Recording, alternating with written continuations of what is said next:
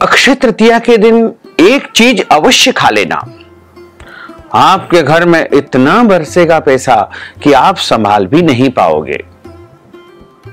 वैशाख माह के शुक्ल पक्ष की तृतीया तिथि को अक्षय तृतीया के रूप में माना जाता है और इस दिन जो भी श्रेष्ठ कर्म किए जाते हैं, दान किए जाते हैं, पुण्य किए जाते हैं, वो अक्षय यानी अनंत गुना पुण्य फल देने वाले होते हैं।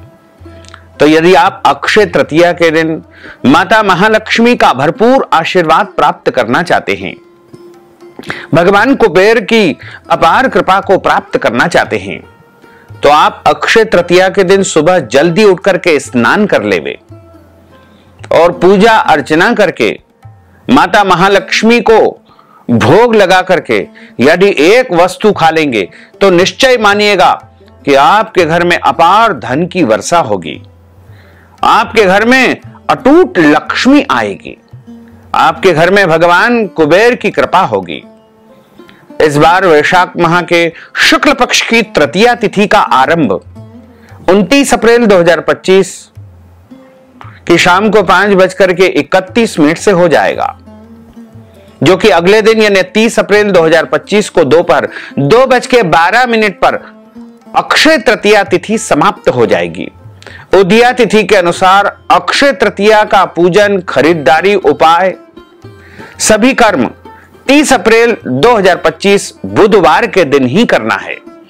इसी दिन खरीदारी करना है और इसी दिन पूजा अर्चना करके माता महालक्ष्मी को मखाने की खीर बना करके भोग लगाएं, क्योंकि मखाना महालक्ष्मी जी को अत्यधिक प्रिय होता है और जो मनुष्य इस दिन मखाने का भोग माता महालक्ष्मी को लगा करके और स्वयं ग्रहण करता है या फिर खाता है, तो उसके ऊपर महालक्ष्मी जी की अपार कृपा होती है।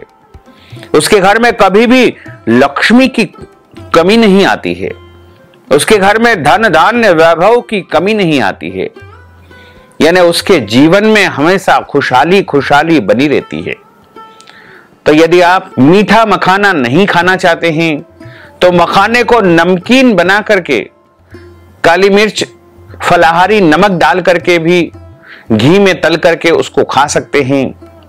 मखाने को आप शक्कर की चाशनी चढ़ा करके और उसका भी सेवन कर सकते हैं। मखाने की खीर बना करके आप माता महालक्ष्मी को भोग लगा करके यदि सेवन कर लेंगे, खा लेंगे, तो आप मानिएगा कि आपके घर में कभी भी धन की, दौलत की कमी नहीं आएगी। रुपया पैसा आपके घर में आने लगेगा। जब महालक्ष्मी प्रसन्न होती है तो वो छप्पर फाड़ के धन दौलत आपको प्रदान करेगी। तो आप अक्षय तृतीया के दिन यानी 30 अप्रैल को अपने घर में मखाने लाएं।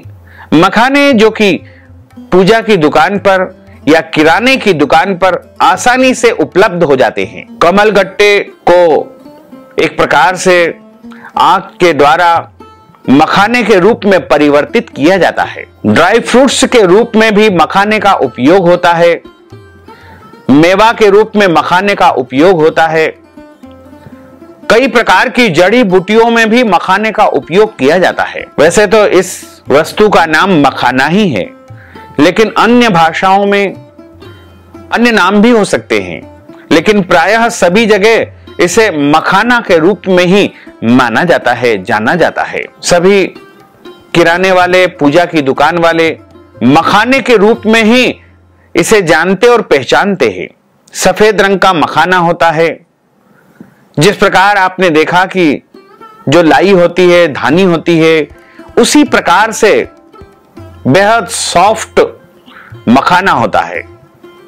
तो इस दिन आप मखाने का उपयोग माता महालक्ष्मी को भोग लगाने के बाद स्वयं यदि करेंगे तो आपके जीवन में सुख, शांति, समृद्धि आएगी, धन आएगा, वैभव आएगा, किसी भी प्रकार की कोई कमी नहीं आएगी। तो भक्तजनों, माताओं, बहनों, आप सभी से अनुरोध है कि हमारे इस ज्ञानवर्धक वीडियो को अधिक से अधिक लोगों को शेयर करिएगा, लाइक करिएगा, कमेंट करिएगा और यदि अभी तक आपने सब्सक्राइब नहीं किया है तो अभी और इसी समय सब्सक्राइब कर लीजिए। आपको और आपके पूरे परिवार को सादर जय श्री कृष्ण, सादर धन्यवाद।